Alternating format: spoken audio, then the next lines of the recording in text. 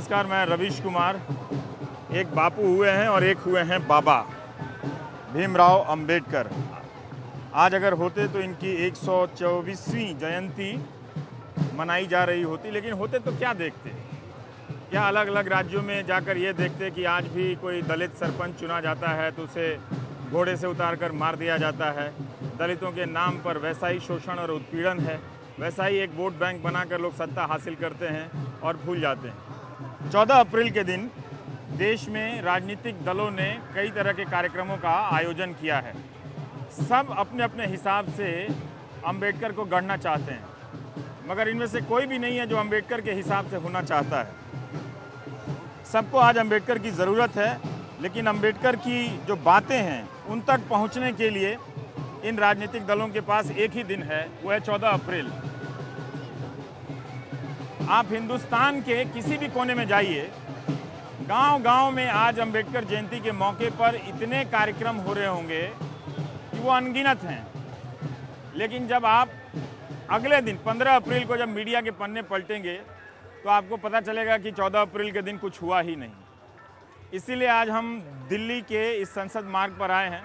मैं भी कई सालों से सुन रहा था कि यहाँ पर हज़ारों की संख्या में लोग आते हैं, दिल्ली में मेला लगता है, लेकिन मैंने भी कभी दिल्ली के अखबारों में या टीवी पे, अगर मुझसे कभी छूट गया हो तो माफ़ करें, उस प्रमुखता से तो नहीं देखा जिस प्रमुखता से यहाँ का मजमा नज़र आता है। तो ये अंबेडकर की मूर्ति है 8,000 रुपये की। अंबेडकर की एक समस्या ये भी है कि श्रद्धा से इनकी मूर्तियाँ हर कोई अपने घर में रखता है। आप देश के किसी भी कोने में जाइए तो अंबेडकर वहाँ पर खड़े मिलेंगे। लेकिन अच्छा है कि आज अंबेडकर मेरे साथ बैठे हुए मिल रहे हैं और लिख रहे हैं। अंबेडकर होने का एक और मतलब है कि अंबेडकर अपनी ज़िंदगी में पढ़ते बहुत थे। उन्होंने, और ये पढ़ाई सिर्फ धर्म शास्त्र समाज को लेकर ही नहीं, रुपए के अवमूल्यन पे भी उनकी पीएचडी थीसिस है। बड़ा लंबा और गहरा काम है। लेकिन हम इस अंबेडकर को कैसे जानते हैं? इसीलिए मैं इस संसद मार्ग पे आया हूँ, जहाँ पे कोई राजनीतिक दल, हालांकि उन्होंने अपने पोस्टर लगाए ज़रूर हैं, मगर यहाँ पर वो लोग हैं जो हर साल बिना किसी राजनीतिक दल के जागे हुए या जगाए हुए यहाँ पर आते हैं और इस मेले में शरीक होते हैं। और इनके लिए अंबेडकर जो हैं वो शायद कहीं ज़्यादा, उन मूर्तियों से कहीं ज़्यादा जीवंत एक प्रतीक हैं जो शायद अपने दिलों के करीब रखते हैं। हम उतना नहीं समझ पाएंगे, नहीं, हम उतना समझ पाएंगे, लेकिन हम समझना नहीं चाहते हैं कि अंबेडकर के होने का क्या मतलब है और वो कौन लोग हैं जो अंबेडकर को चाहते हैं। इस भीड़ में अगर आप उन लोगों का पता करेंगे तो आपको इस देश की एक और सच्चाई का पता चलेगा। वो अभी मैं छेड़ना नहीं चाहता हूँ।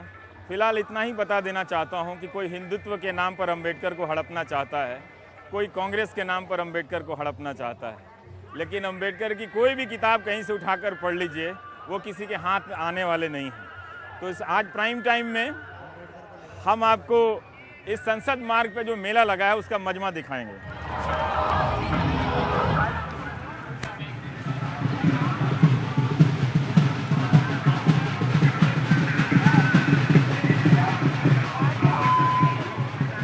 ये क्या है?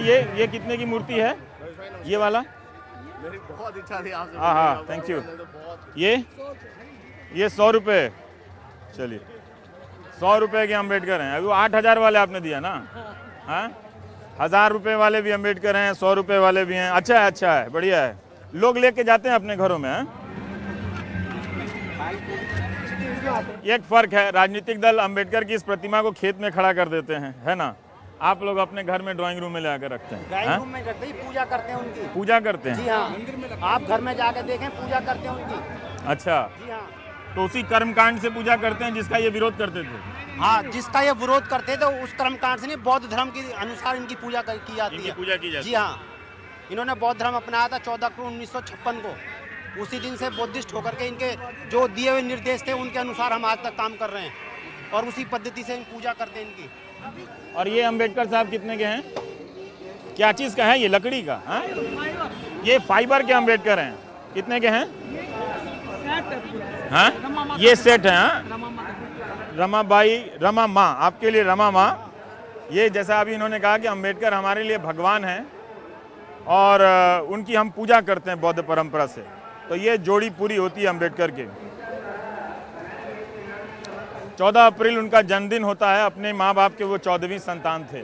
ये दूसरे रंग में अम्बेडकर हैं, अक्सर नीले कोट वाले अम्बेडकर होते हैं। वहाँ कुत्ता क्यों है? कुत्ते का शौक था। ये मूर्ति के सेट के साथ एक कुत्ता भी है। ये क्या कहानी है? बाबा साहब ने जब चौधार तालाब पे पानी के लिए आंदोलन किया था, ये कुत्ता इनका सहयोगी था, इनकी रक्षा के लिए खड़ा हुआ था। जब मनुवादियों ने इन पे हमला किया तो इस कुत्ते ने इस बाबा साहब का बचाव किया था।